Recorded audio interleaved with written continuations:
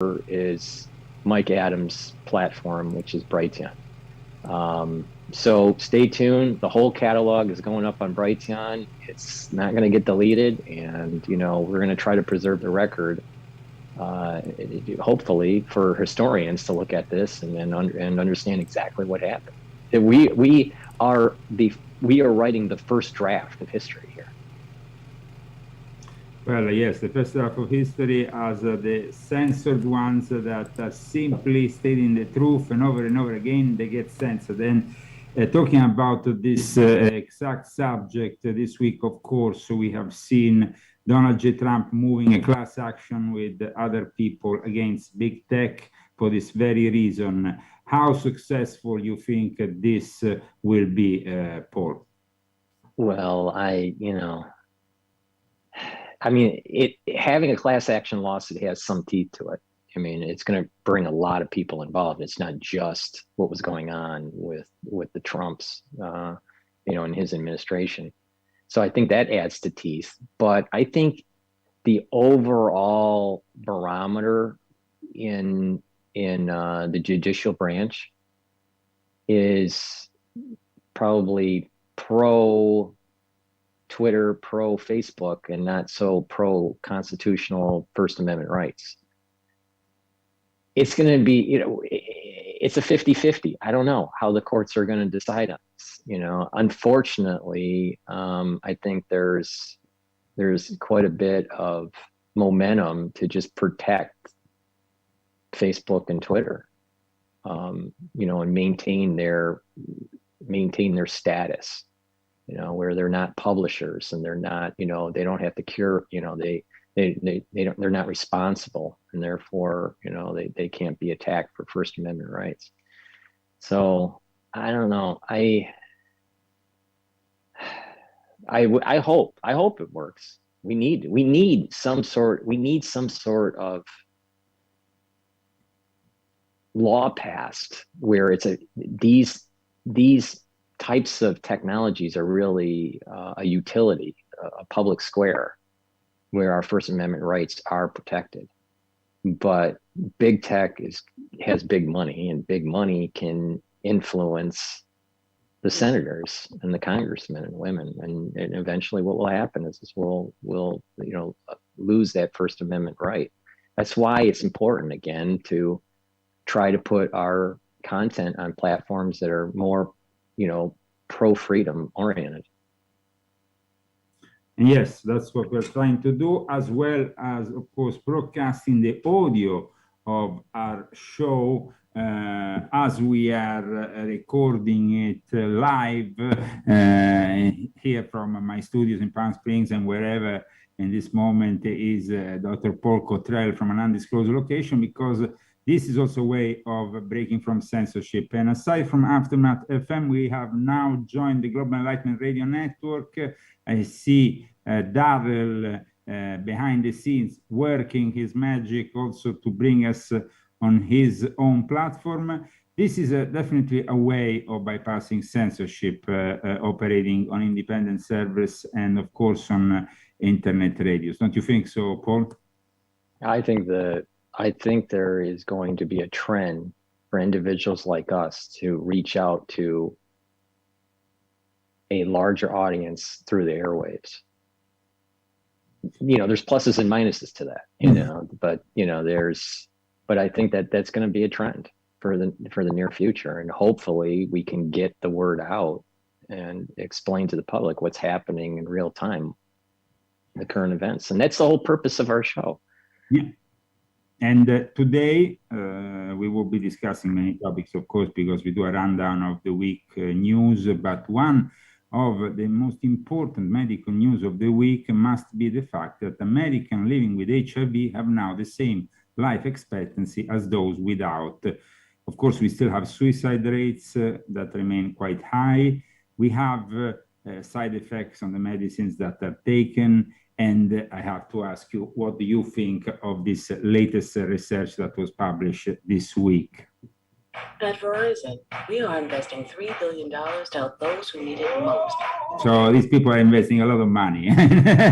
But Paul, what do you think? Well, which research are we talking about? There's lots of research. HIV, and the fact that now, as the latest research has proven, Americans with HIV are said to have the same life expectancy as ordinary people. Well, that's because of the cocktail. That's because of the treatment that they're on. It's, it's suppressed. Basically, they're on a cocktail of drugs that suppresses. But doesn't it have any side effects? So, I mean, they say that. Well, sure they do. Yeah, I mean, yeah, there are side effects to the drugs. But the thing is that the treatment of HIV, to say that HIV is not a problem, this is an important piece here. To say that HIV is still to say it's not a problem in the United States that's not a true statement. It's still a problem, and it can get worse. It's controlled because of pharmaceuticals, and the magic is that there's synergistic approaches to having a cocktail of drugs to suppress the virus and how it affects the immune system. So as long as nothing escapes out of that, then we'll be okay. What is interesting, though, and this dovetails into the research, is that Barrick from the University of North Carolina did research from 2008 to 2013 working on coronavirus HIV vaccine vectors. Basically, what that means is that they were inventing in his laboratory through funds from Fauci a coronavirus that actually has HIV spikes in its genome to present to your T cells to create antibodies to HIV spike proteins. So they were working on a vaccine for HIV. So my concern with that is that's the overt operation that's going on in Barrick's department. The covert operation is that if you have to make tools, molecular biology tools, to help with the research. One of those molecular biology tools would be actually modifying the genome of the coronavirus and actually have the coronavirus, when it infects the cell, to package for a spike protein on its envelope, the virion envelope.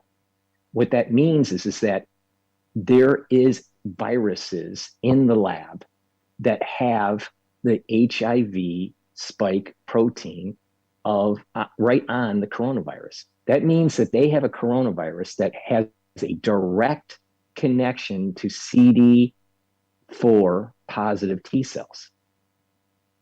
Well, we know what they did with SARS-CoV-2 and how that is a weapon. They've weaponized HIV also, but it's not the full HIV. It's the corona HIV hybrid or chimera. Sorry, Paul, don't you think that HIV itself came out at one point from a lab and it was an artificial creation? What's your idea about the origins of HIV?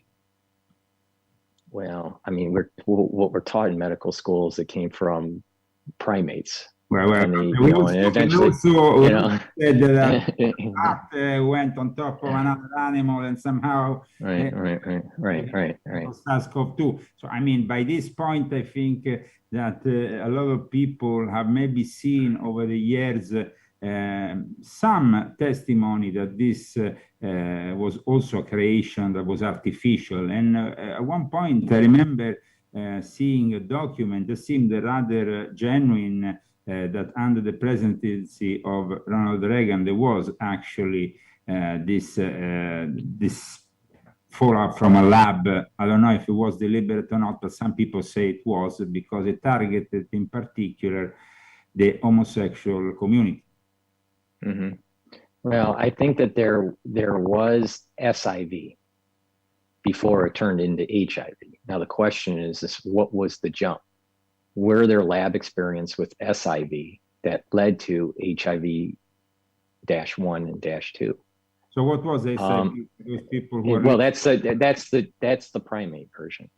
Okay. So, all right. Now, what is interesting is bats also have a reservoir that has an analog to HIV-1, and that is the koala retrovirus, which is KOVR, or I'm sorry, KORV.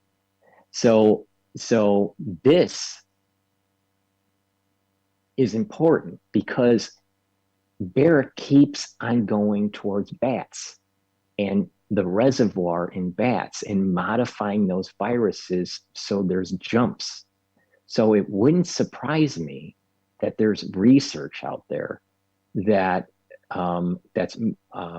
would show that there is an enhancement of HIV-1. I am not. You got to remember back in the day when these things were happening, HIV infection had to happen in 73 or 74 before AIDS starts in 81 or 82, because there's an acute phase and then it goes dormant, and then there is, the cancers that start to, and the wasting away, the typical AIDS presentation clinically.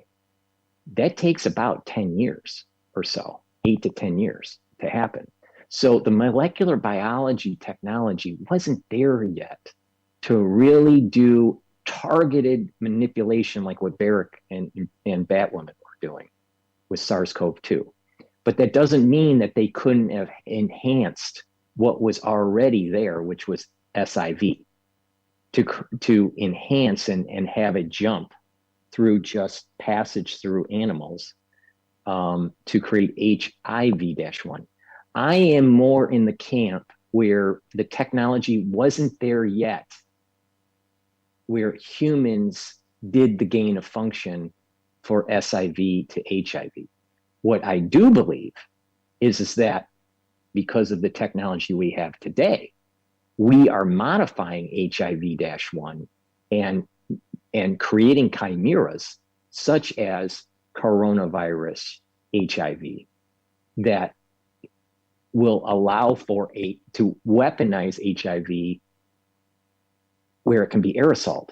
HIV cannot be aerosoled in its current form.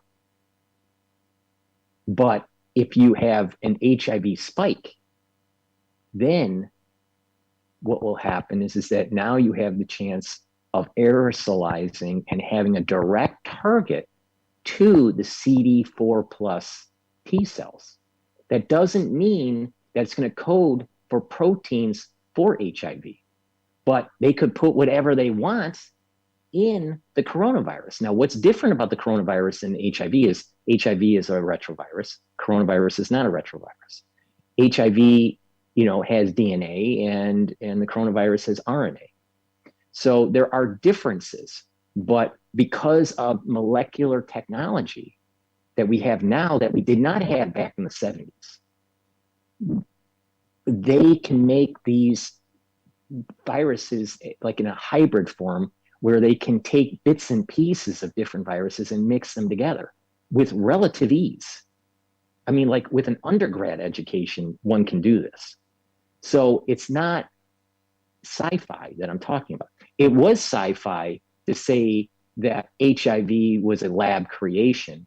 The probability of it being a lab creation in the 70s, it's pretty low because the technology wasn't there. It's extremely high probability of chimeras being created in the lab, modifying coronaviruses and HIV. We know that there's research going on right now in that effect. So it's not sci-fi with today's technology. So I think it's HIV-1 enhancement and chimera development that's taking place. But I'm in the camp where probably SIV naturally jumped to HIV. Thank you very much for having cleared this For our listeners, of course, this is the Leo Zagami Show versus Studio Reykjavik on a Saturday, and you can support us, of course, going on both my website, leozagami.com, by purchasing my books that are linked to the various articles that are published weekly. And then we have, of course, Studio Reykjavik, which is also the website where Dr. Paul Cottrell sells a lot of interesting products that can improve your health. So here we go with more news. This week, of course, we have also the Cannes Film Festival, and the Cannes Film Festival was kind of criticized because apparently for joining each of the movies, you have to spit, you have to basically do a test on location. This means, Paul, they have some kind of immediate test kit, yeah, that they have to spit in. But of course, there is a lot of people that think that's rather odd. But at the same time, the rather odd thing that happened at the Cannes Film Festival this week is something that involves, of course, the Pride Summer, because this is almost a Pride Summer that goes well beyond the March, the month of June.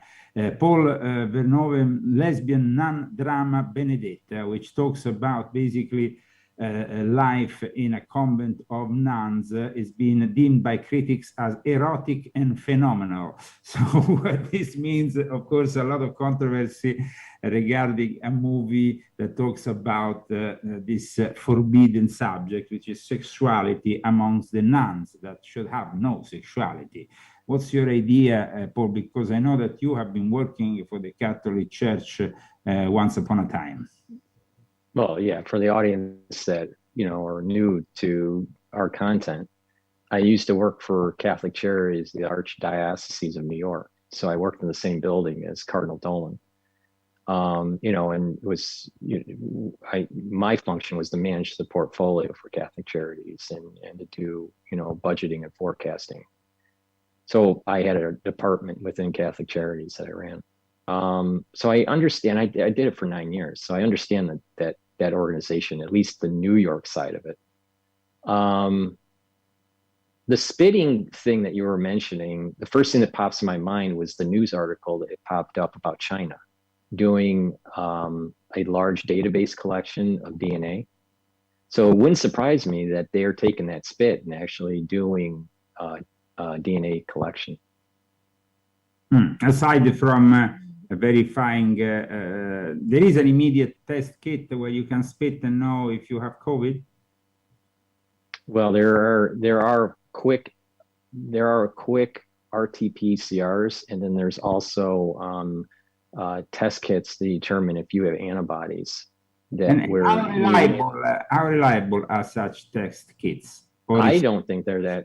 Relative to the nasal swab, the oral tests aren't as, the selectivity and specificity isn't as high.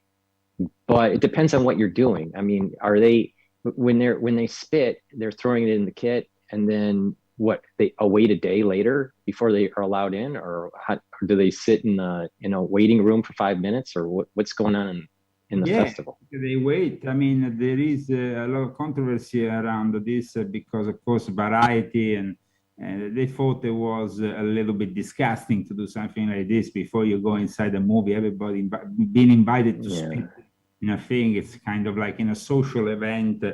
Doesn't seem. I don't think it's that accurate.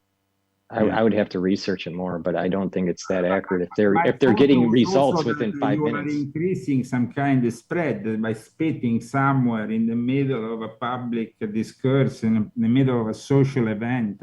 Doesn't seem very healthy, the whole thing. Especially with this audience. It almost seems as though it's kind of a ritual. Yes. It's almost like a Hollywood ritual or something. Well, I guess your point is it's not, maybe it's all for the show, but I mean, the show must go on. It seems like it never ends, and it seems like they are always constantly reminding us that there is a new variant around the corner and that we will be masked. I don't think it's that accurate, honestly, because you need time to cycle the code for the RT-PCR. And even if you have a small concentration, if you cycle it enough, you'll be able to at least get some fluorescence to prove that you have it or you don't have it. And if you do test really quick with an antibody test, well, you may test positive for antibody. That doesn't mean that just means that you contracted it and you developed antibodies. So that doesn't mean you have it. It just means you have antibodies for it. So that doesn't prove anything. So if you don't test for it, or if you test positive for an antibody, it doesn't mean that you're sick or you contracted it, or you have the vaccine and you would have antibodies from the vaccine. So I don't think it's very reliable. This sounds like the Bill Gates system that he was pushing about 8 months ago, where he was saying that they were the Gates Foundation was working on and developing an oral test.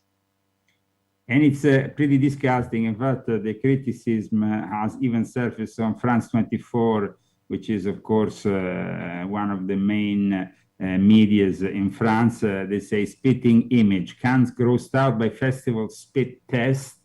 It says that the glamour, the pop of champagne, corks, the endless parties, and now the dawn chorus of Hollywood stars hooking up to spit into plastic funnels. And actually, confirming what you said, Paul, in this article, which I have in front of me now, they say, and I'm quoting, the new ritual is the latest addition to the layers of ceremonial that surround the world's biggest festival. So here we have a confirmation of what you said. The new ritual, even France 24 is saying that. So, I mean, more to add to the cake.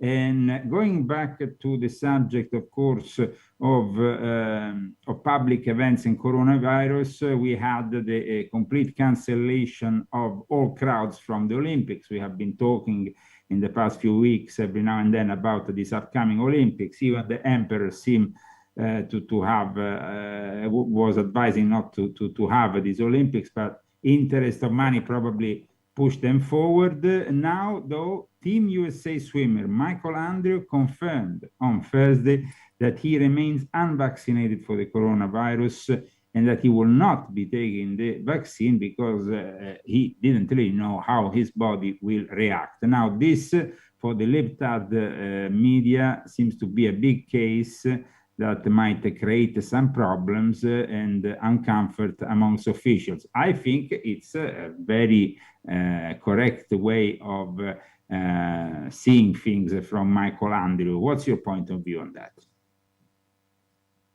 Well, in the United States, most of the people that are getting the vaccine are the messenger RNA. The messenger RNA is not well tested.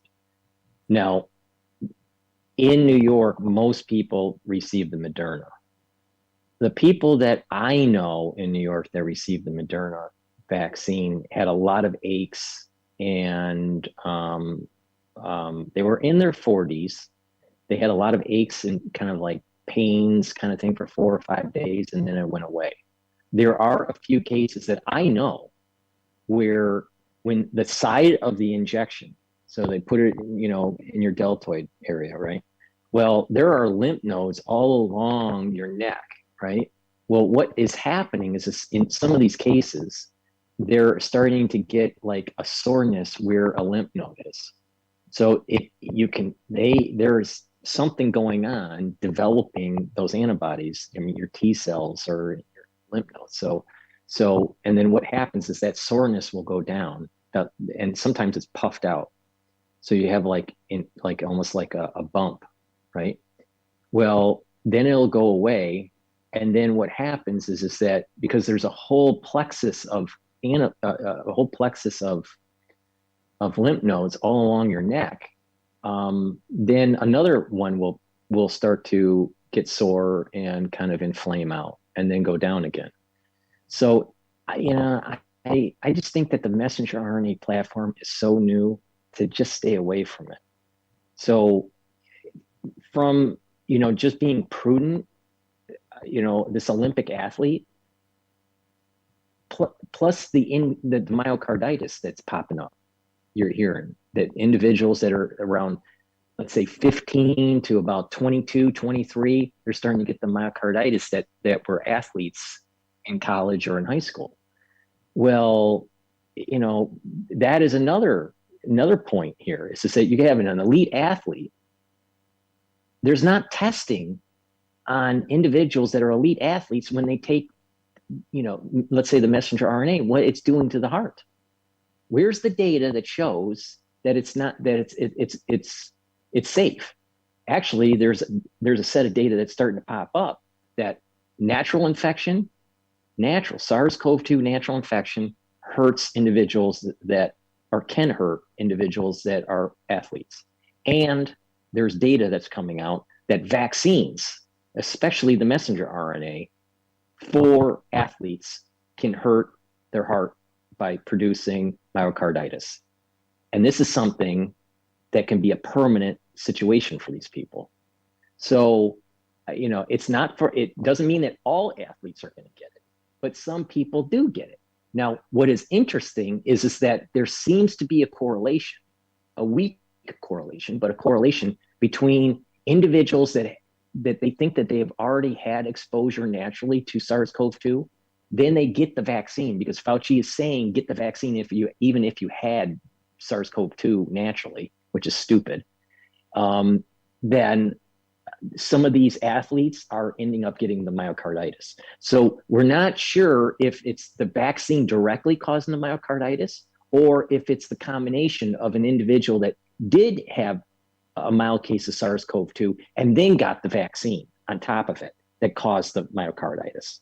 So there's some need for investigation, but an Olympic athlete saying, hey, I don't trust and I'm not going to get the vaccine, you know, hey, I think that's a prudent decision because of the data that's coming out for the myocarditis. Yeah, especially for young people, and that is being confirmed.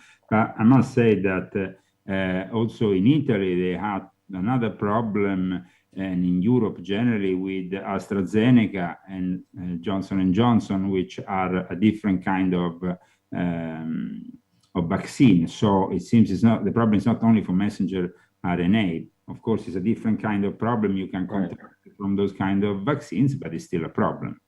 Right. That's an important piece, is that that there's the adenovirus version where it's presenting for the spike, or the messenger RNA version to present for the spike. And vaccine injury is happening in both cohorts, but we got to look at the data, and the data is saying this. If you look at it in terms of percentages of individuals that have taken the vaccine, there are about 400,000 cases that have been data banked at the CDC where there's vaccine injury out of over 300 million. So it's 450,000 divided by 300 million or more doses. So the chances of getting a vaccine injury is low, but the point needs to be made that it is happening, and that the scientific community at large and the CDC at large isn't informing the public of that risk. They're just sweeping it under the rug and saying, oh, don't worry about it. But we need to investigate why it's happening. Or if they are forbidding AstraZeneca, Johnson & Johnson for the younger people in Italy, and they're forbidding the messenger RNA on this side of the world for of course, Pfizer, BioNTech, and Moderna, there is no possibility for the young people to safely take this vaccine. No, you're right. Absolutely right. So we should remind. Well, what's interesting is in the news 2 days ago. What happened with Pfizer? Pfizer asked, it was Pfizer for the booster, yes. And the CDC said it's too early to give an emergency emergency guidance, and give them. Actually, the way that the European media were portraying it was like suddenly the US doesn't want the booster anymore. Let's see what's No. But there's a bigger story here. There's a bigger story here, Leo. Fauci is tied to Moderna. He's been pushing Moderna from day one. All you got to do is rewind the tapes and see that back in February of 2020, he was pushing Moderna at the very beginning. He's got patents that are tied to Moderna. So what's happening is the CDC and the FDA are pushing Moderna through, because at the fourth quarter and the first quarter of next year, so the fourth quarter of this year and the first quarter of next year, Moderna is releasing the third shot. That's already been published in the investor news. So they didn't say which variant they're working on or variants that they're working on, but they did say it's coming in the fourth quarter. So they didn't ask for emergency. So what surprises me is that Pfizer is saying, oh, we want to also be a part of that third shot. And then the FDA basically blocked them, at least short term. But Moderna is continuing on their development. And the CEO of Moderna stated it. So I predict that what's going to happen is that Moderna is going to be the first one out of the gate with the third shot that's retooled for some variant, probably the Delta variant. I don't think it'll be the Lambda. I think it's the Delta variant that they're focused on. And it'll be ready in the fourth quarter of this year. Okay. Regarding instead today's events, as we are broadcasting on the 10th of July, 2021, and then of course you will also be viewing this on various channels and various platforms in the hours and days ahead. There is a meeting of the G20 of all the bank governors in Venice this weekend, starting today.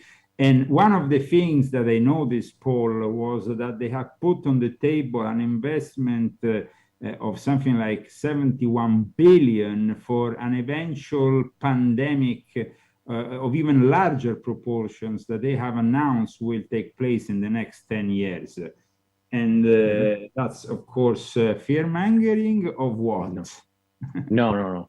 I think what is happening, and the listeners need to pay attention very carefully here. Barrick, on his CV, was given money between 2008 to 2013 to develop vaccines using the coronavirus as a vaccine vector, very similar to the adenovirus that's like at AstraZeneca and Oxford, for vaccines of HIV and influenza. That means the next hit is going to be a pandemic that's either HIV or influenza. That is my prediction. And they are setting aside money for that.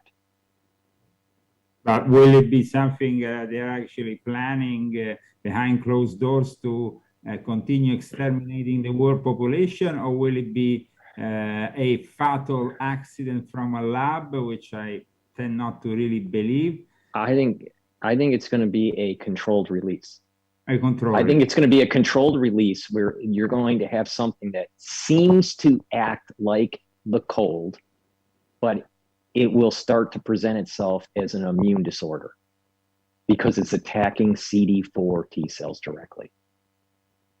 I want to make it very clear to the audience that Barrick created in the lab a vaccine vector that can give you antibodies for HIV spike protein and the H protein on influenza. That is the overt operation that was funded by Fauci. I believe that the covert operation that was happening, because you got to remember, these vaccines were being developed in Barrick's lab at the same time he was working with Batwoman, Dr. Sheet, on the SARS-CoV-2 assembly. All right. What is happening is that they have in the laboratory a coronavirus that has a fully functional spike protein on its virus, its shell. and they have one that has the H protein of influenza. There's two reasons for that. One, they can use it as a molecular biology tool for let's say experimentation to help along with the development of the vaccine. But it is also a vector for a weapon, because now the DOD and Peter Daszak is on record stating that the DOD paid him through these different, for 5 years, different programs. The DOD, the Department of Defense, wants in the biological department, they want vectors that they can say, okay, I want to attack the lungs. I want to attack the immune system. All right. I want to present it like influenza. All right. It's spectral dominance, but it's spectral dominance of biologics. So Peter Daszak, basically the agent of Dr. Fauci in all this, operates as the guy who gets his hands dirty while Fauci stays behind the scenes. Yes. That's well, Peter Daszak was running the nonprofit called EcoHealth Alliance, which is tied to the WHO, and working Google and amongst other things. So I want to make you hear something that, of course, was the controversy of the week here. We are talking about the health and human, the person that, of course, has been more criticized this week. Why? Because, of course, you're talking about the HHS secretary, Xavier Becerra, which went on CNN, and the secretary of this important institution made some interesting statements. After, later on, he tried to backpedal about it. We want to remember who Xavier Becerra is. He's the 25th secretary of the Department of Health and Human Services here in the United States of America. Let's hear this passage from CNN, which is really scary to think that this can be going on.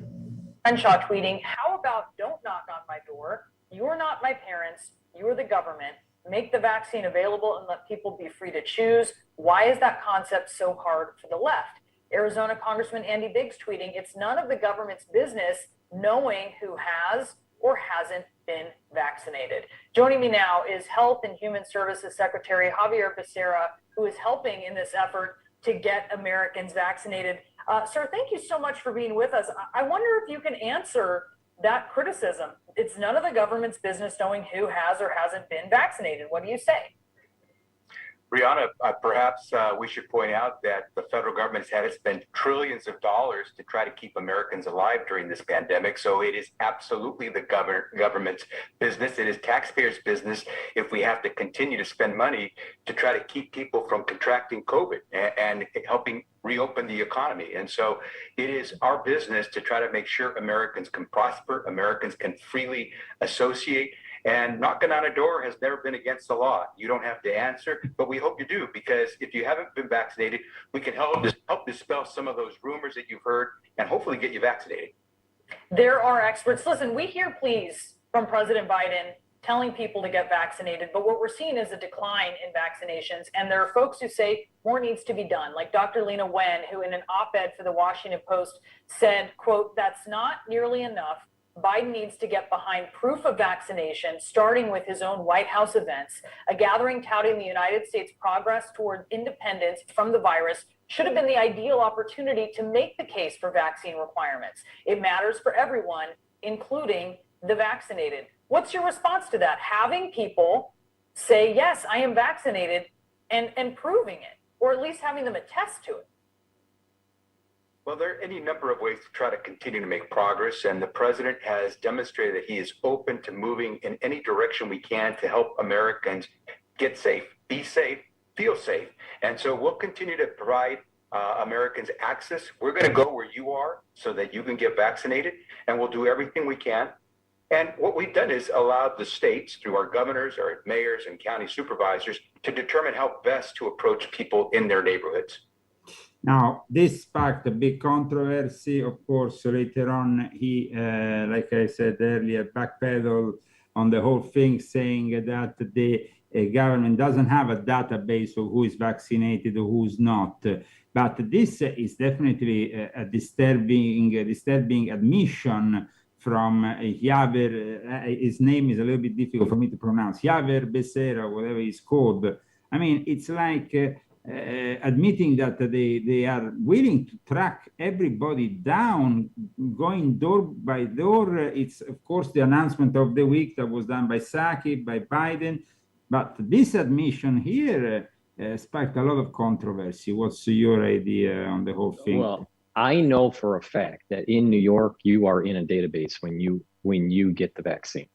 I am assuming that the protocol for New York is similar to in other states. You have to put your either driver's license, social security number, or your address at the clinic that you're getting it. In New York, it's usually like a Walgreens or CVS or a Duane Reade, where they administer the vaccine in most cases, not in all cases, but in most cases. Now, they collect that information. You're in a database. To think that you're not in a database is ridiculous. What is more important here is to realize, and I'll make it very clear to the audience, we were under attack during 9/11, and they used fear to push the Patriot Act. And they said, what did they say right after 9/11? You have to erode your civil liberties, the Fourth Amendment, and allow for the NSA to search domestically for terrorists, because the terrorists could be in your suburb somewhere. So soccer mom, to protect your kids, you're going to need to make sure that the Patriot Act is passed and that you abide by what the NSA wants to do. Fast forward to where we're at right now. We were attacked by a weapon. It was a bioweapon. And that is ushering in new powers at HHS, at the FDA, at the CDC, at the NIH, all these different agencies, the NSA, where they're going to try to track you even further. And we as a society need to stop living in fear. See, this guy was promoting, the government's job is to keep you safe. No, the government's job is to stay out of the way and make sure that my constitutional freedoms are protected, not to erode my constitutional freedoms and say that we're going to just keep you safe. I don't want nanny state to keep me safe. I want my freedoms. I want to live dangerously. I want to live in freedom. I want to live in taking risks. That is the American way. It has always been that way. So when you have people that are running these agencies saying that we spent trillions of dollars to keep you safe, no, that's a flat out lie. They only spent hundreds of billions of dollars in the vaccines development and purchasing. They spent trillions of dollars for socialistic programs. A lot of it was unemployment, and a lot of it was to maintain the economy. It had nothing to do with, quote, keeping us safe. It was economic. The far majority of the $4 to $5 trillion that was passed was about economics. It had nothing to do with about biological safety. So this guy is off his rocker. They're using the playbook of 9/11, fear tactics to erode your civil liberties, to usher in more government tyranny. And we got to, as a society, if you weren't vaccinated, or even if you were vaccinated, I highly recommend this. Dr. Paul Cottrell is highly recommending this, and you can take this to the bank. Take a picture. Take a picture of Fauci, all right, and then have a guillotine picture right next to him, and you put it on your door. So when the guys that are knocking on your door and asking you if you were vaccinated or not, they know where you stand, because Fauci funded a weapons program that was released on the American public and the world at large, and now they're eroding our civil liberties, just like what happened right after 9/11. 9/11 and this is connected. In Italy, where they are probably one step ahead of us in this Orwellian a sanitary dictatorship. Yesterday, I saw the testimony of the militaries that basically are going around the country in the most remote areas to vaccinate people. And basically, this testimony was rather funny. I broadcast it on my Italian show because basically, this pre-militaries, he said, we went 300 steps up this mountain, and there was this lady who wanted to see us. And once she saw us, she said, "Oh, I just wanted to see your nice uniform. Now you can go away. I'm not going to take the vaccine." It was like, so they went all the way up a mountain, 300 steps on top of this remote location, and they was basically told to fuck off by an old lady. What's going to happen here, though, when they're going to end up in some remote area of Texas or wherever, where I think that if you even step in private property, you are already on risk of getting shot. Right, right. You know what? I am for individuals making a choice, and the government should stay out of the way. Inform the public what you think the risks are and what the benefits are, and let the individual make the decision. I don't want technocrats telling me what should be in my body. If I feel as though it's beneficial, then I'll take it. If I think that it's not beneficial, I won't take it. And the professional community in the medical profession should uphold their Hippocratic oath. And it's about patient-physician relationship and patient autonomy. That basically means you inform the patient what the risks are and what the benefits are. And the patient makes a decision. That's it. Not, all right, so the patient made the decision not to take the vaccine. Now the government's going to knock on your door like it's the Gestapo. See, this is not America, but this is, at least not the America that I was born in, but this is the America that's starting to evolve under a socialistic regime, AKA, Biden. So we need to push back. I think we need to push back, independent on if you're for vaccines or not for this vaccine. The idea that the government is knocking on your door and forcing the issue on you is ridiculous, and it's not American. This is what you do in Nazi Germany, not in America. They're saying that Trump supporters are basically pissed off with everything and don't trust anything anymore. But I mean, you can't really blame them because we have a government that is basically forcing us into something. Of course, Trump did Operation Warp Speed. Of course, he increased the possibility for the development in shorter times of these vaccines. But in the end, he always stressed the fact that, like you said, it's our own choice. So no imposition should be made. However, there is also another subject which is always coming up. The fact that there is certain institutions here in this country, Paul, that seem to be really far away from our constitutional rights. One of them is the FBI. Once again, accused of spying, and then over and over again accused of spying. The same with the NSA, which actually recently has been involved in some kind of squabble, some kind of controversy with Tucker Carlson. These institutions seem to be basically not for the people, but for the elite. When the FBI went after Trump with the Russia collusion subject, with Steele's controversial whatever pile of rubbish. Now, I mean, we have the FBI, of course, still going around investigating this Capitol Hill event, which is still depicted like at the end of the world, like some kind of 9/11, when we know it was far from it. What do you think really of these agencies, the FBI, the NSA, these federal agencies that seem to be on the side of the elite rather than of the people? I fall in line with what McDuff and Jeffrey Prather, states. We need to truncate these agencies, abolish them. See, my stance is that I look at it in the lens of 9/11.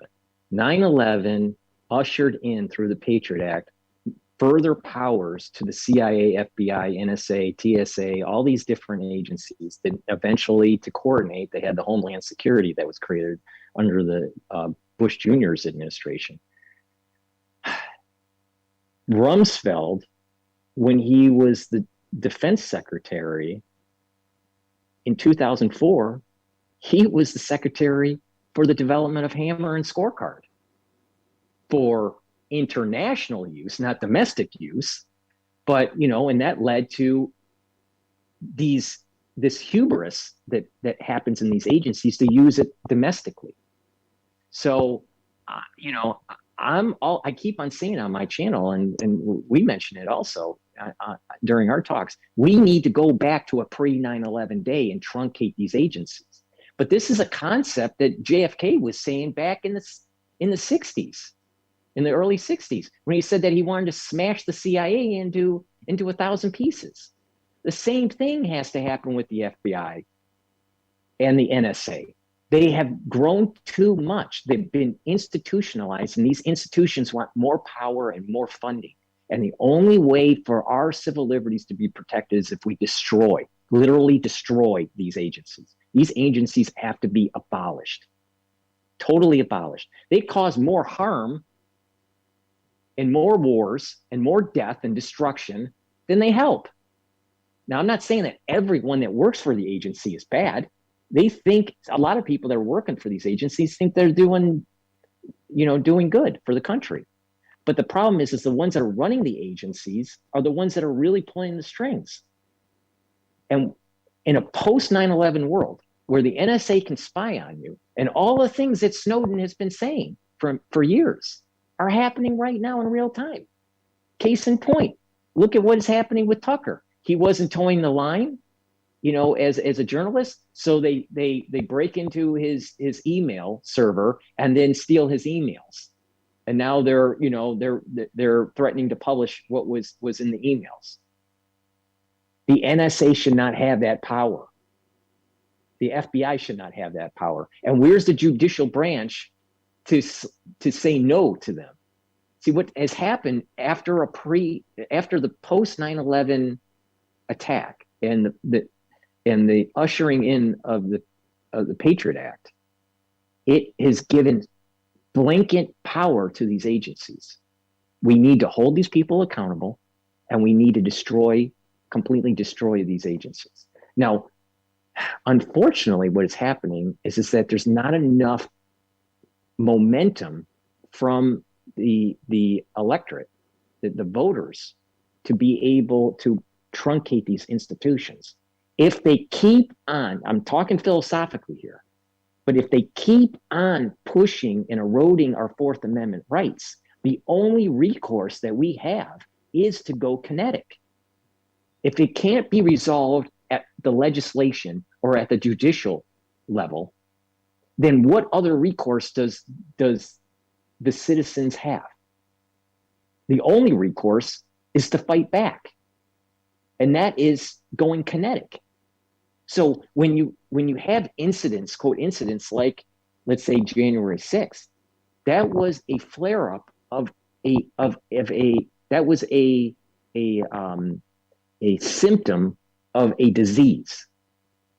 The disease wasn't the actual attack on the Capitol. It was a symptom of a disease. And the disease is a runaway government that is eroding our constitutional freedoms and feels as though they can do whatever it takes to make sure that their guy is in power, or that they can, do the things that they want to do at the international or domestic level.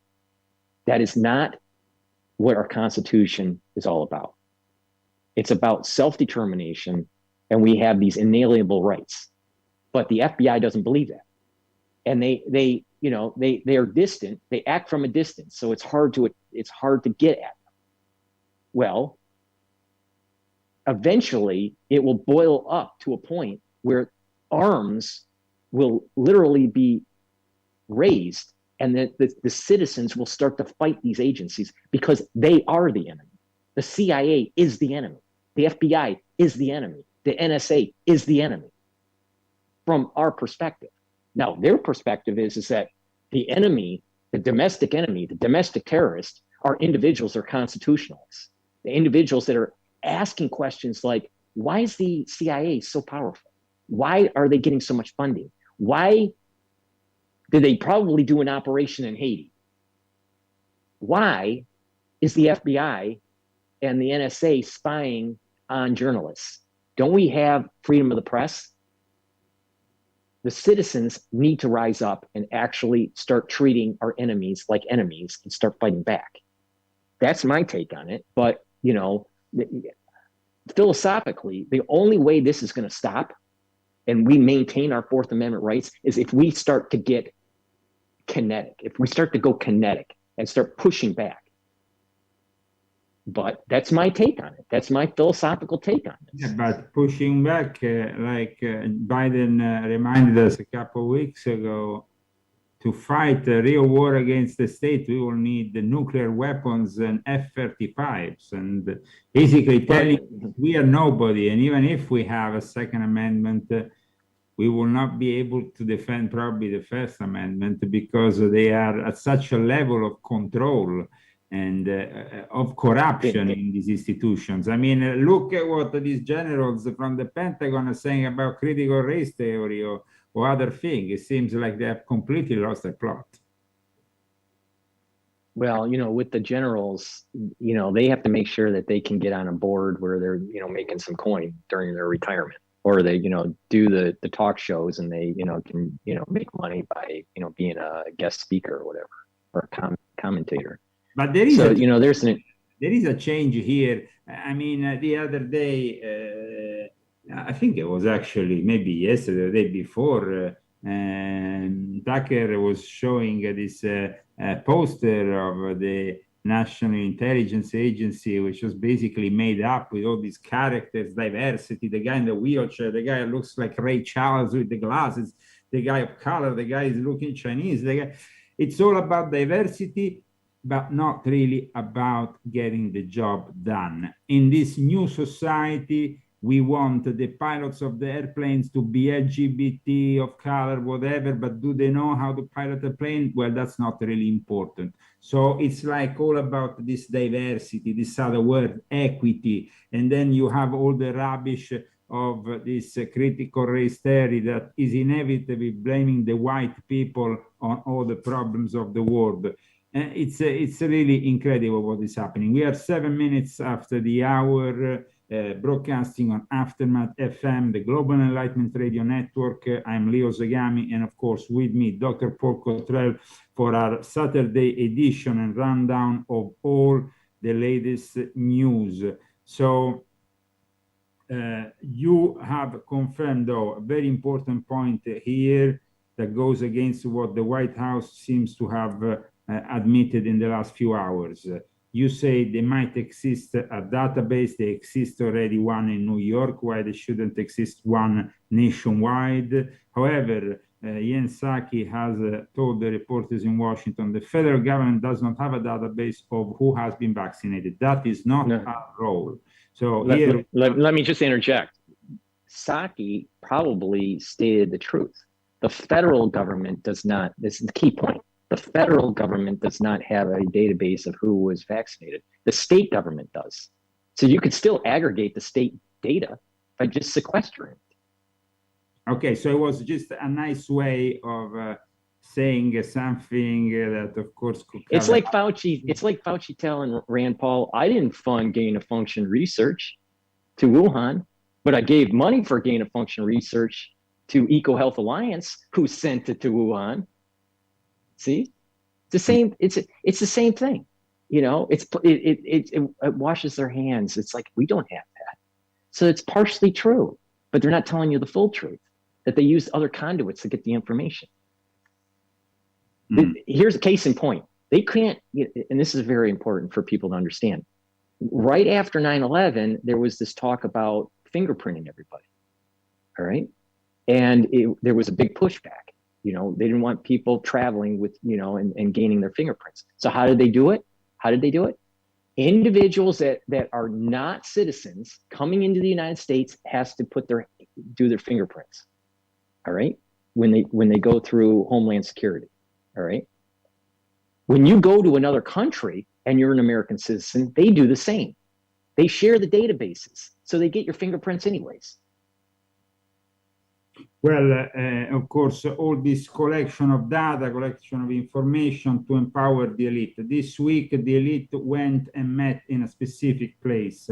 That's Sun Valley in Idaho. They do it for years, and they do it by gathering, especially the representatives of a big tech, from Mark Zuckerberg to Jack Dorsey and also very important figures in the world have participated in the last few days to this event, which basically had a lot of things to discuss, because there is a big tax on the big tech that was also announced today at the G20. But in Sun Valley, there is also a lot of talk of acquisitions. Things are done in Sun Valley that can influence also the future when it comes down to Netflix or the big companies that take care of the streaming online these days. But one of the important subjects of this year is, of course, also hacking. And yesterday there was another event organized by the World Economic Forum, the Cyber Polygon, which basically was based on a simulation of an attack on the World Wide Web. Now, hackers have been really a very important subject of this week. Yesterday evening, Joe Biden called Vladimir Putin. I don't think Vladimir Putin is in any way worried about Joe Biden's calls. He's not really there, cognitively speaking, compared to Vladimir Putin. But aside from that, these hackers, can they really bring down the internet? Well, they can bring down parts of it. They can bring down certain infrastructure. I spin it a little bit differently on my channel. 2 weeks ago, Fox News was interviewing some retired generals. All right.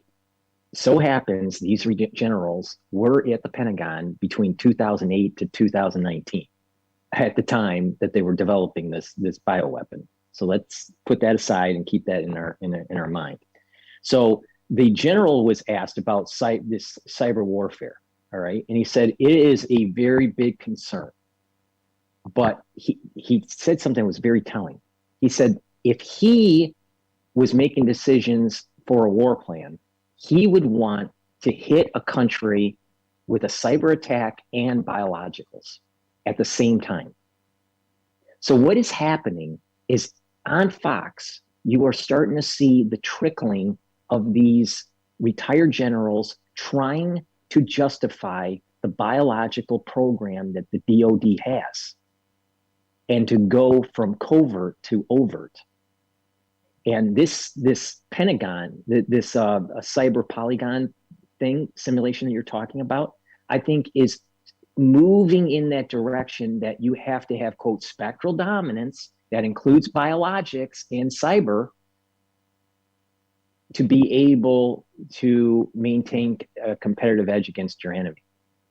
So I am concerned that this is opening Pandora's box, and that what will happen is that there's going to be a miscalculation of nuclear exchange or an accidental nuclear exchange. You got to remember, we're living very tenuously just on the nuclear landscape that we have.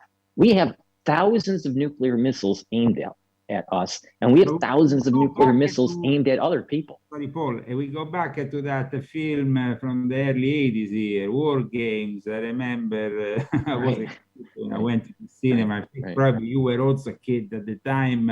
It was a film that came out in 1983. Do you think that since then we are still in this kind of nightmarish scenario? Yes, I think so. And the thing is it's even more dangerous than back in the 80s.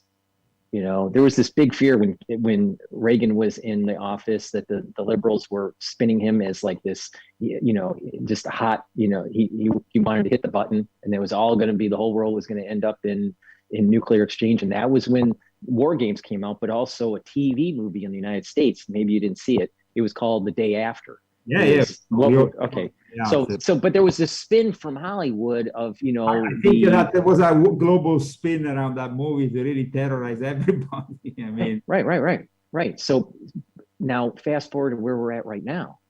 We still have a lot of nuclear weapons active, right?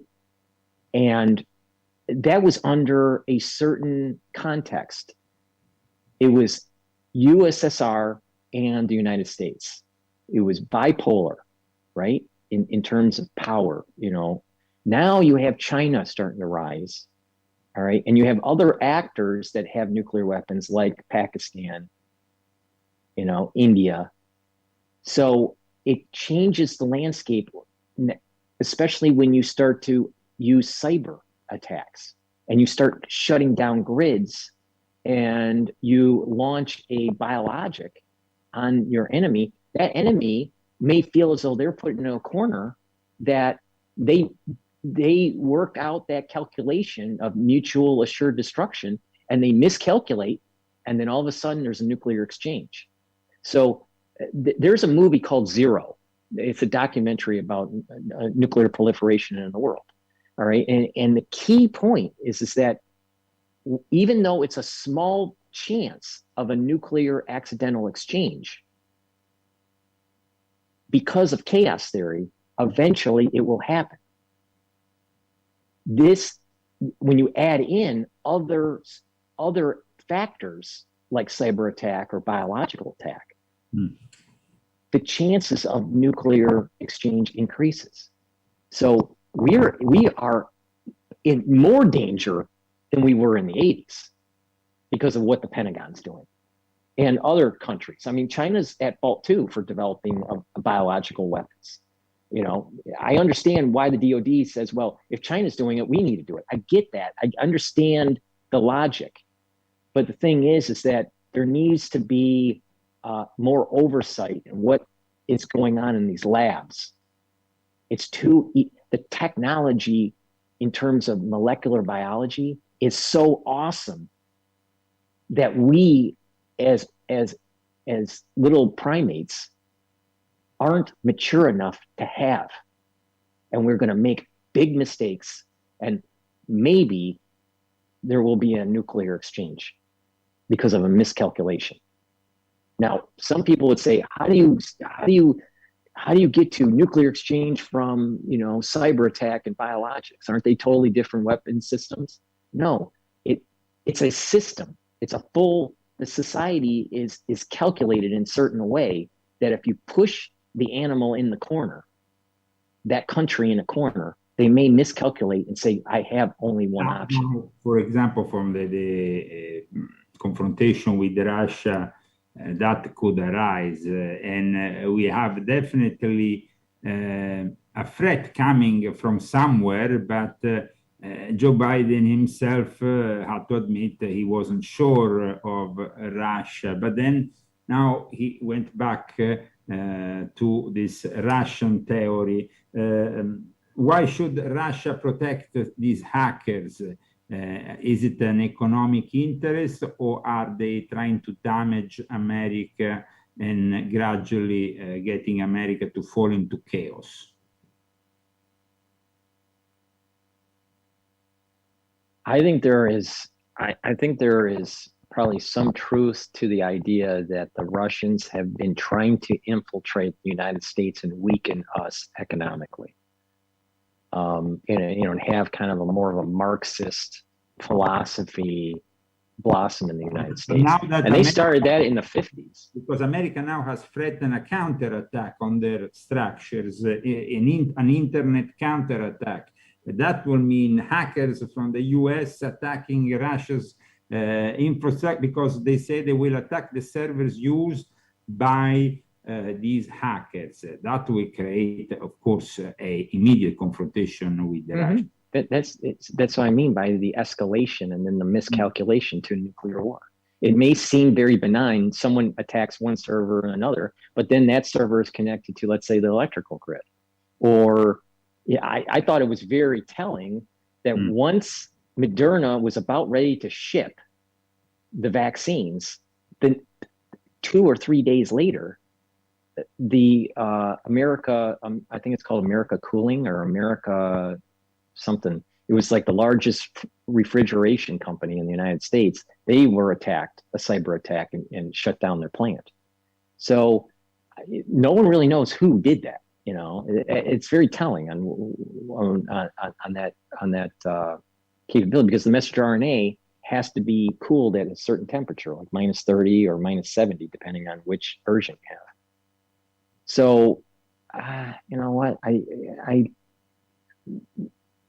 I think that this is one of those things where it starts as throwing a rock, and the other one throws a rock, and then you know, they start shooting a bullet, and then the other one shoots a bullet, and then the next guy shoots a grenade launcher, and then it just escalates. End up in chaos. Now, it's 20 minutes past the hour. People, of course, are tuned in live, following us live from Aftermath FM and from the Global Enlightenment Radio Network. We remind listeners from Aftermath FM that it's been 1 year since Aftermath FM has kickstart, thanks to Clyde Lewis, and there is special subscriptions available for those interested if you want to also become more interactive with us. Now, our next subject, Paul, is very interesting. It's a nightmarish scenario which is unveiling in front of our eyes. It started with an article which was actually taking us back to January, when Coors, the beer, started to work on this new advertisement, working into plugging in our own dreams the idea that we need a Coors beer, a refreshing Coors beer. And so basically, Coors encourage people to watch a short online video before bed. And that means planting the seeds of something that is manifested later on through an 8-hour soundscape. But the other news that comes this week is instead coming from Amazon, because Amazon is also working on our sleep, and it seems like the Federal Communication Commission, the FCC, has granted yesterday Amazon the go-ahead to utilize a radar sensor technology to detect motion in 3 dimensions and enable contactless sleep tracing functionalities, which means basically that Amazon will be able to monitor our sleep with this mystery radar device. Is sleep the next frontier of the publicist, of the manipulation of the human being? It might, you know, when I took in my MBA at Wayne State University, I had to take a marketing class, and it was a behavioral marketing class. And the theory that was coming out of the psychologists with it, at least what we were taught, was that we get so much information, the brain, when we're awake, we get so much information that we only filter in a very small sliver, and the rest of it just goes away. I suspect that when we're in a sleep situation, because there's different levels of sleep, there's like 4 stages. If they hit us at a certain frequency and we're in a certain stage, probably not REM sleep, it's probably like theta. If we're in theta, then suggestiveness probably could be initiated. But you're only in theta for a certain duration. Now, if they can measure somehow if you're in theta and then shoot a frequency through their little device, like their like Siri device or Amazon Alexa device. So if that could know what pattern of sleep you're in, then they can do suggestiveness, probably in theta. So it's definitely, I think it's possible. I mean, there is a guy called Professor Bob Stickold, who is a cognitive neuroscientist and professor of psychiatry at Harvard Medical School, who said that what Coors is doing is, of course, potentially can be replicated by other companies. And so he actually addressed a letter that was signed by 35 sleep and dream researchers from around the world, warning about this kind of practices. There seems to be, though, no control over sleep. And now this Federal Communication Commission, the FCC, granting Amazon permission, it seems like they want to really prey on the most sacred of our time, which is basically the time we dedicate to rest. Well, 1/3 of our life is sleep. You know, if you sleep 8 hours, you know, another third is at work and another third is, you know, at home doing other things, you know. But I'm seeing this in the context of, let's say, Minority Report from Steven Spielberg. Yeah, when you pass by, they'll know who you are and what you buy, and therefore do suggestive selling. You know what? You know, I think it's commercialism to the extreme. Why do we need electronic, you know, used car salesmen all over the place for us? You know, but you could just turn off these devices while you go to bed. You don't have to have Siri on or Alexa on while you're sleeping. You can just turn it off, you know, unplug it, and it wouldn't be activated, and therefore you wouldn't be bombarded by it. But they'll eventually get to the technology. Well, you're just being bombarded by the 5G tower and do suggestion. So you'll eventually get to a point where you'll never be able to get around it, and then therefore you get right into the theme of 1984 by Orwell. We do not have freedom of thought anymore. We don't have freedom of speech. You and I don't have freedom of speech. We don't have, you know, freedom of assembly. We don't seem to have freedom of the press, and now we don't have the freedom of thought. This is out of control technology. This is why I'm against technocracy, and that we need to get back to a simpler time. You know, the 80s was almost like the perfect blend. You know, it was, you know, you didn't have the computer age of the 70s, right? But the 80s, you started the computer age, but you didn't have the technocracy that we have today. We need to go back and trim away. We need to trim away some of this technology in our lives and have the correct blend of pre-technology and technology age. And then we'll be okay as a society. But as long as there's money to be made to keep on just pushing ads and pushing for, for you to buy a certain product or a service, it will continue on and on and on. But eventually we're going to need these hoods. We have to put a hood on, and it blocks the frequency just so we can sleep, because they made the airwaves into like bulletin boards.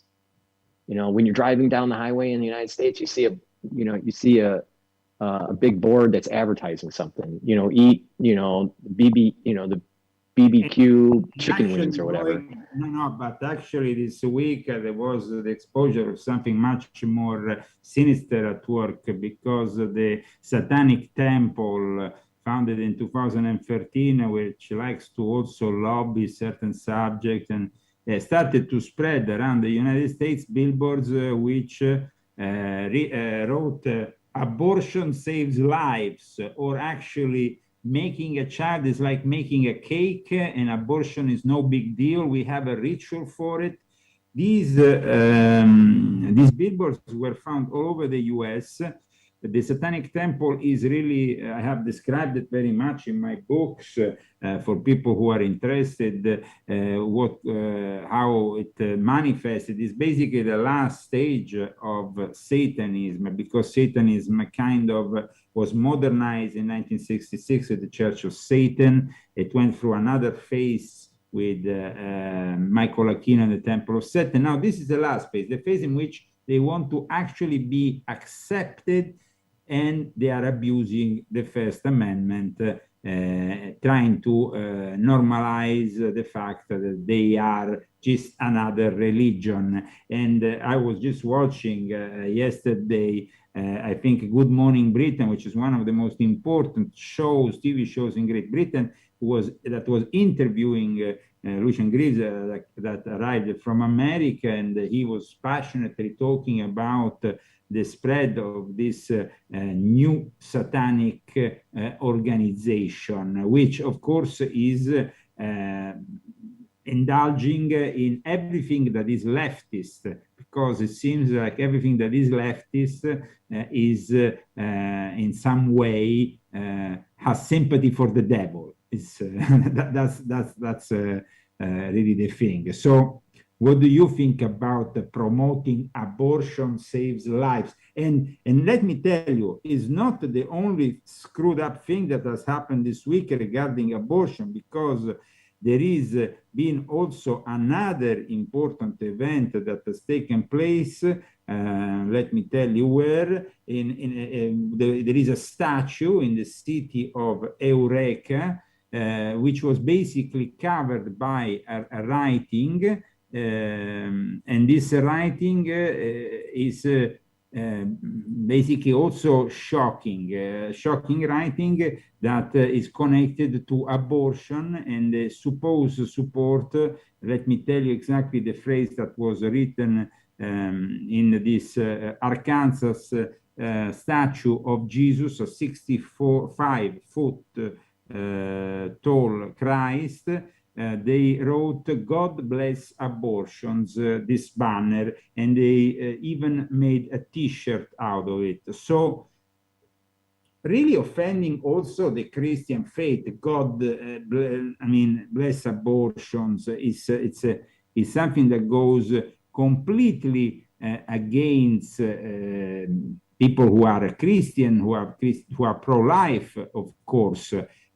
So what's your idea about both the stunt that has been pulled off in Arkansas with this statue and God bless abortions, and these billboards promoted by the Satanic Temple? See, there seems to be a common theme that we've been talking about during the show, and it's just kind of accidental, actually. It's 1984. See, Orwell wrote about this already. There's double speak, double think.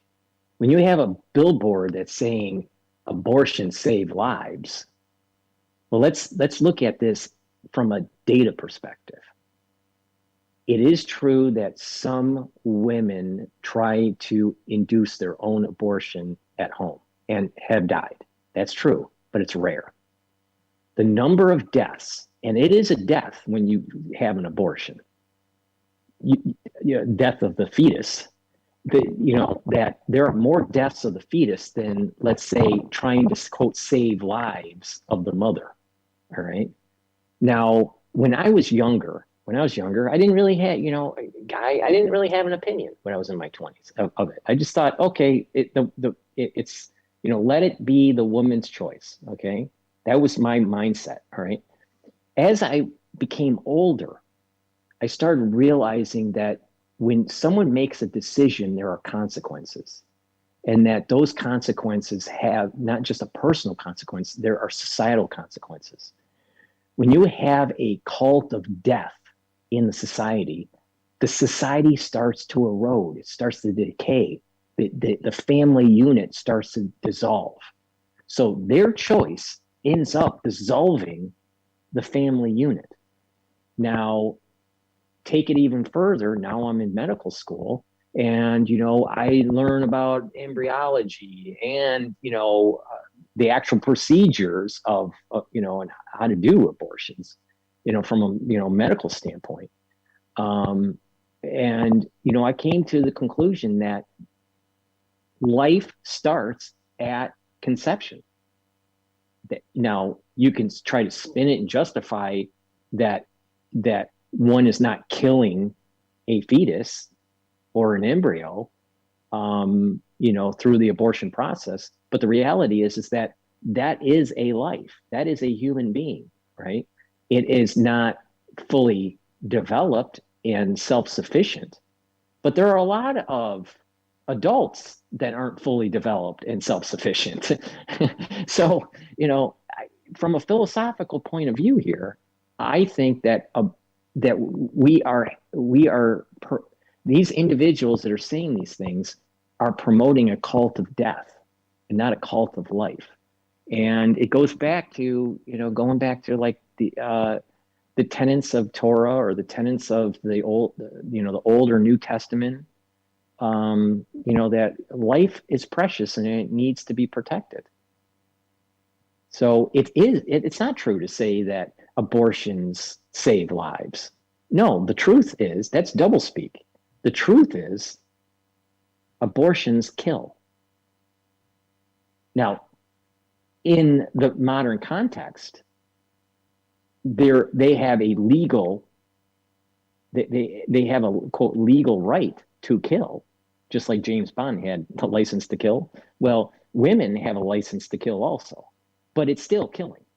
You can spin it any way you want, but it's still killing a child. It's still killing a fetus. It's still aborting a embryo or a fetus. I mean, and you take it even one step further, where they do at birth abortions. Right before the baby is coming out of the birth canal, they cut the neck and kill the child. That's how it's done. All right. You think that's right? That child could have been born. And then you open up the whole industry of harvesting of tissues, through what's the organization that promotes the abortions? Planned Parenthood. So you have tissue harvesting that it's also taking place here. But the bottom line is this: we have a society of a cult of death that's trying to justify it, saying it's my body, my choice. Well, if it's your body and your choice, then why are you telling me I have to have a vaccine? Because I thought it was my body and my choice. So it's only when it fits their narrative, these socialists, it only fits their narrative. They want to kill. They want to kill people. And we need to get back to the basics. There are books that are thousands of years old that tell us how to live our life. All right. One major tenet is in the 10 Commandments. Thou shalt not kill. So when you have a board that says abortion is killing, you're basically not following one of the tenets of the 10 Commandments. So it's not surprising that our society is going straight to hell. Of course.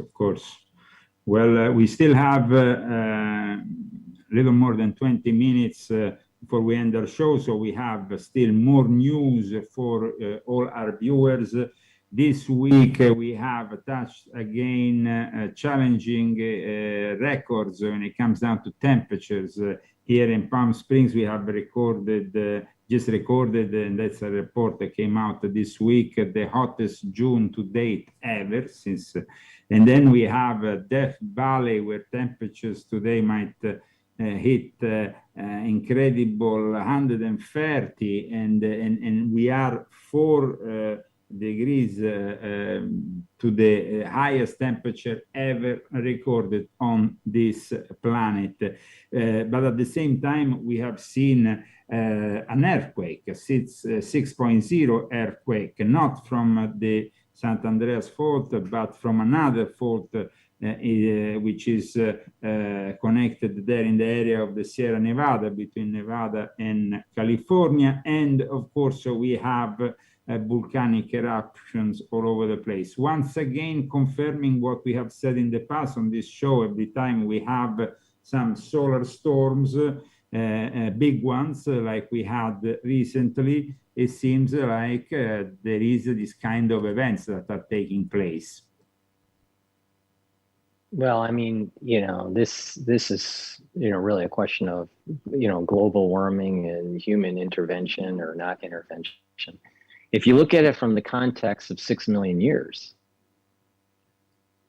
when our early ancestors, really far back, all right, about 4 to 6 million years ago, they were in trees and they ended up starting to stand up because they weren't in a lush forest anymore.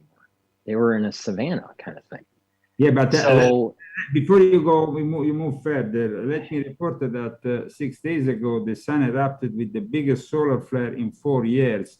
And so, I mean, we are always, this connection with the sun is never really addressed by the scientific community in regards to earthquakes, to volcanoes, to the heat waves. They always tend to dismiss it. Right. You know, you have different cycles. You have a large cycle that could be hundreds of thousands, if not millions of years. And you have cycles within cycles. So it's a Fibonacci sequence. So the smaller cycles are the solar cycles that you're talking about, where you'll have these smaller episodic events that cause something to happen, earthquake or higher temperatures. But there's a larger cycle that's happening. And it's been happening for 6 million years, way before we started using fossil fuels. Africa used to be like the Amazon rainforest. And it slowly started to dry up. And fast forward to where we're at right now, where you have the Sahara Desert. That used to be all like the Amazon. All right. There is a larger play at work here that's of millions of years. And that is, we're going to have an Earth that most likely is going to get hotter and has nothing to do with humans. It's just the natural way of things. Of course, you're going to have these cycles within cycles that you're talking about. Well, you'll have these blips. But if the climatologists are right about the convection currents within the Atlantic, as the water starts to melt, the salinity in the water, the salt water, starts to get diluted. Well, when that happens, it changes the current. Well, when you change the current, you actually will snap back to a cold weather. So we may be at the verge of the very end of the melting phase. And I'm talking about within geological time, probably hundreds, maybe 100 years here, plus or minus, whatever. But we're near the end of the melting phase, and that will snap the convection current in such a way where you'll go into a cold spell, and then you start to go into an ice age or glacier increasing instead of recession, glacier advancement instead of recession. So, but this thing's been waxing and waning for, in cycles of 20, 30, 40,000 years. There's going to be solar flares and solar disruptions that cause events. But what is happening is that it's like the business news. Oh, something happened in Haiti, and therefore that's why the market sold off 200 points. It's correlated, but it's not causal. And so I think a lot of the people that are pushing climate change, in the sense of that it's human intervention, it's a similar case. They're trying to have causality when it's just correlated. It doesn't mean it's causal at all, because of these larger systems that we're talking about. Solar activity, or these ocean currents that change over time. And of course, all this is pushing always the same thing, pushing this Green New Deal, which is part of the plan with the Great Reset, with what is basically communism, in a new branding of communism, because communism maybe, if you use the word Marxist or communist these days, people might see through it. Instead, they use this very clever terms that are put together to make us all feel bad if we don't accept their own version of reality. Now, there's one thing. There's just one thing I wanted to add. And it's a question to you. Why do you think? It's kind of rhetorical, but why do you think that these individuals that are pushing the green, New Deal or agenda and the Great Reset, why are they always positioned to make money on it?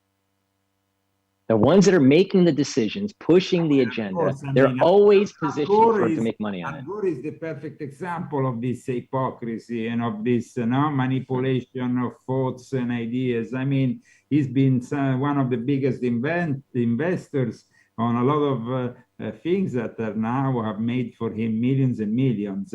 So, I mean, we know where that's all heading. Now, as we still have 15 minutes, there is a subject instead that is kind of goes really back into what you said. We are living into an increased Orwellian reality, and an increased Orwellian reality, you need to brainwash kids even further.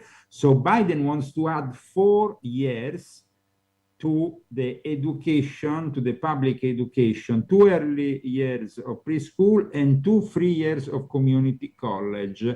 I think that this proposal is connected to their will to increase the brainwashing, to bring away from the family structure and into these institutions that have demonstrated their will to brainwash, because recently we have seen the teachers union defending their critical race theory, saying we're going to sue anybody that opposes it. So be ready, even if there is parents who want to sue us. We have a large number of lawyers already ready. We have funds to defend ourselves.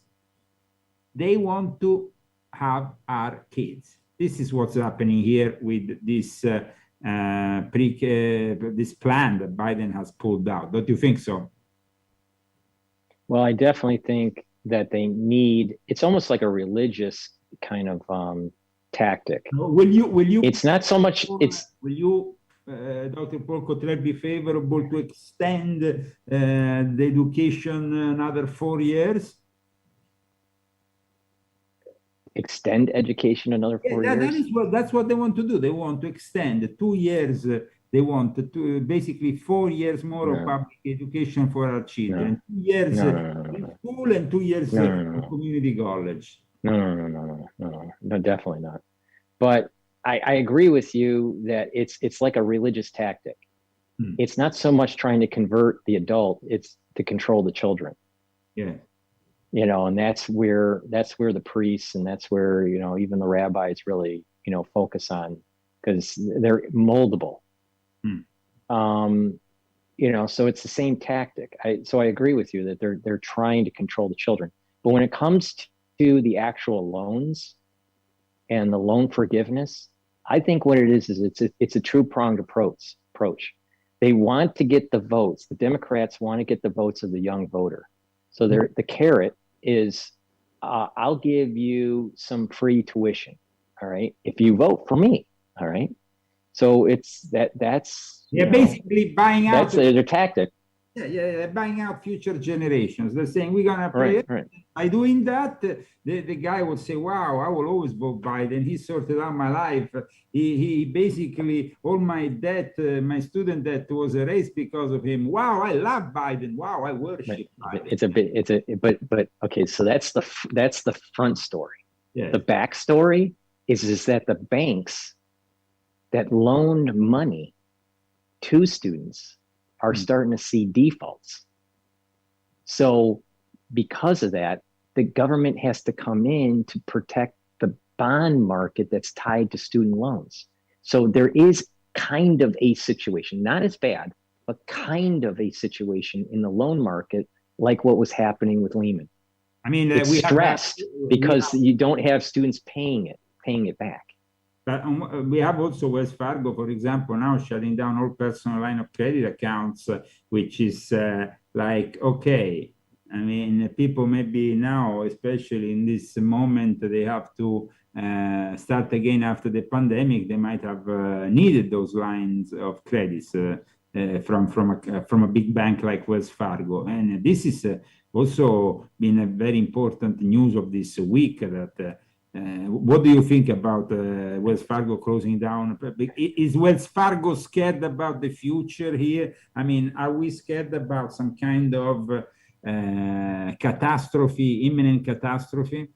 When you say lines of credit, when you say lines of credit, is it tied to equity that you have in a home, or unsecured lines of credit?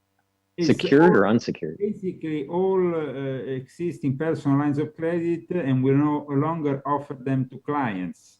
Loans, basically, like personal installment loans, home equity loans.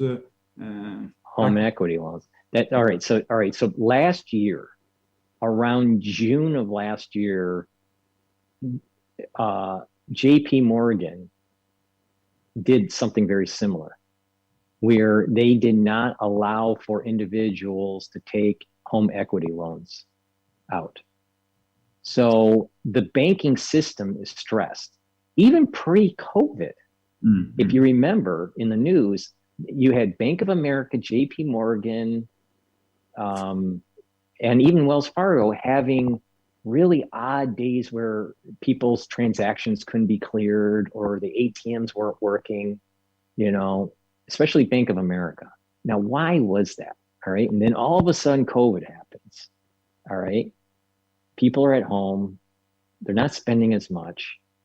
That doesn't need to be clearing stuff in the bank, through transactions as much. So, and then there was a big stimulus that was pushed, and the Federal Reserve helped with stimulus also. So I think that the banks are actually very tenuous. They're on eggshells at the moment.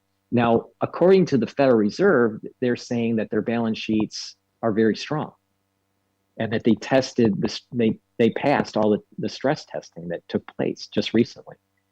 So if the Federal Reserve is being truthful, it's okay, but it's not what they say, it's what they do. And what they're doing makes it seem as though they are unstable, and that they are preparing for some sort of massive default. Well, but where that default's coming from, I don't know. I mean, is this coming from where? From the bonds? From what? Well, it could be a great reset. If you have a great reset, you mean that is debt forgiveness. Well, if you are a debt holder, if you loaned out money, you're going to be losing. If you took the money out and you go through the Great Reset, you actually, at least in the short run, better off.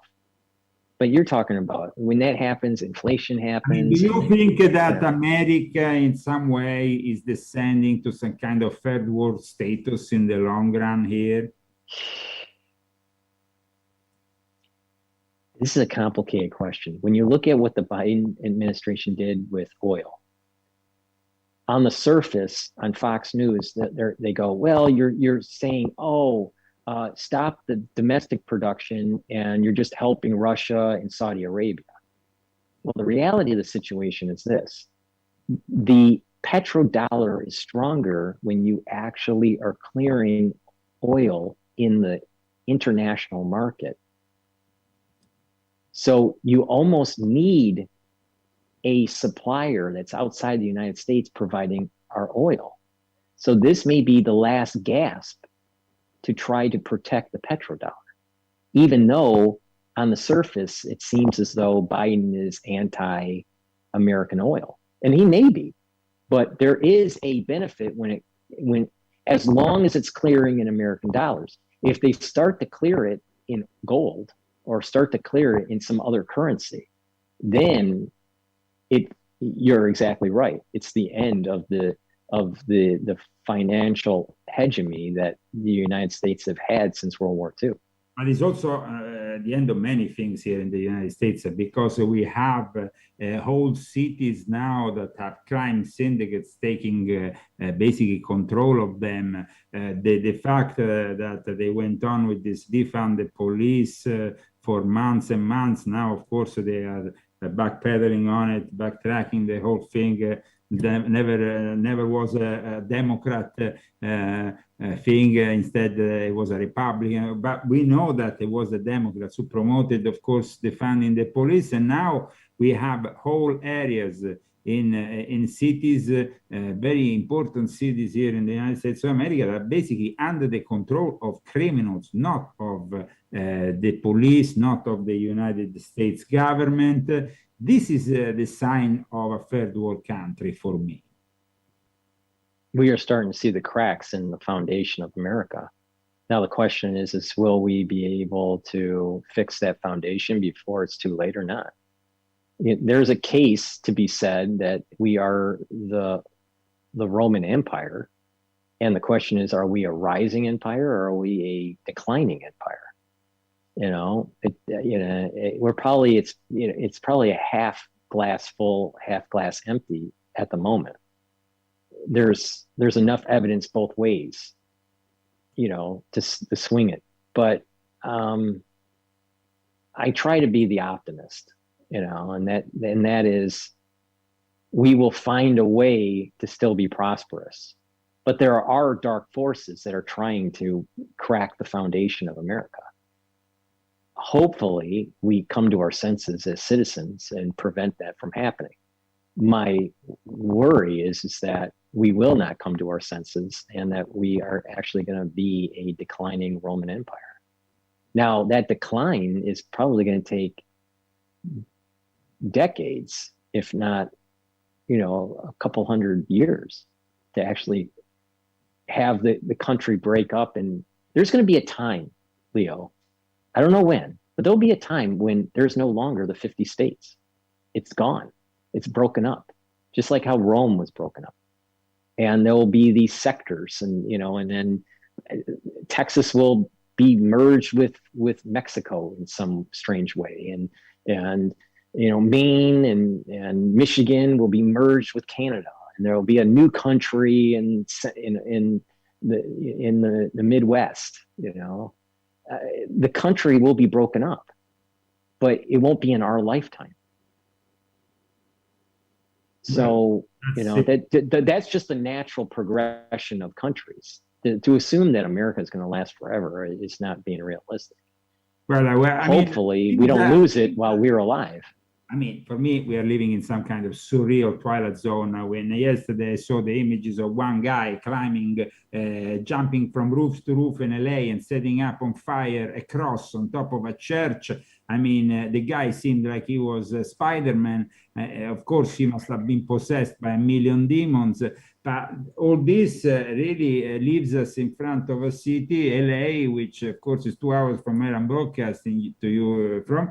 It's a city where I rarely go because it makes me very sad to see all these encampments of homeless people. A city that was once, yes, of course, it had always its problems, but it's really declining and becoming a third world country, America, with cities like LA, Austin, San Francisco, and many others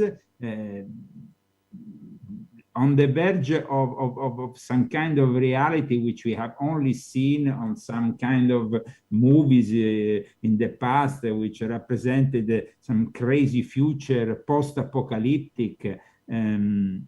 How are we gonna end up sorting all this out? I don't know. It seems very difficult. Of course, Donald J. Trump has come back strong in the political arena. His enemies are very scared. They are trying to stop him in every way possible.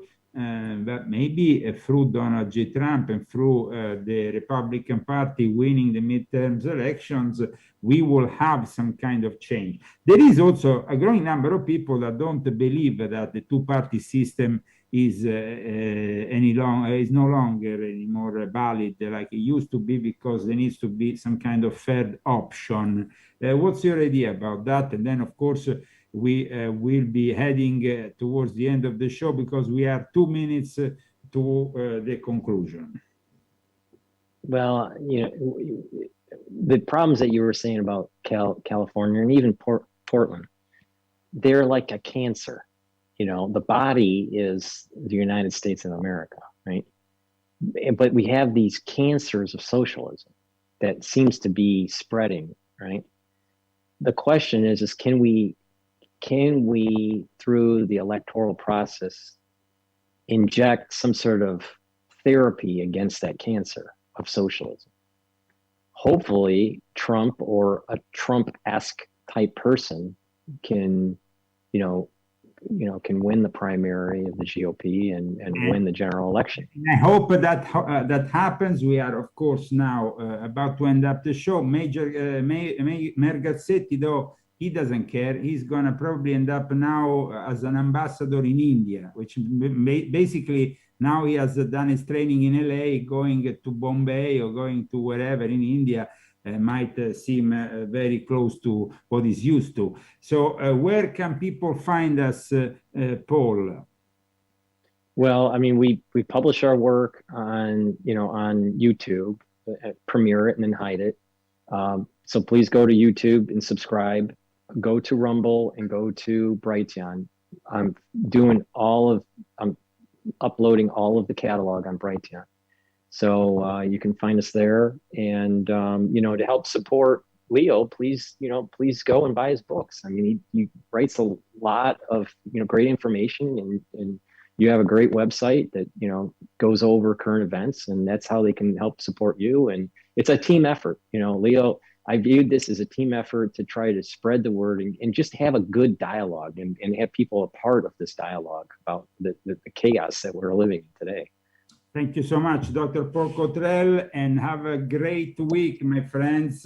This is, of course, the Leo Zagami Show with the Studio Reykjavik every Saturday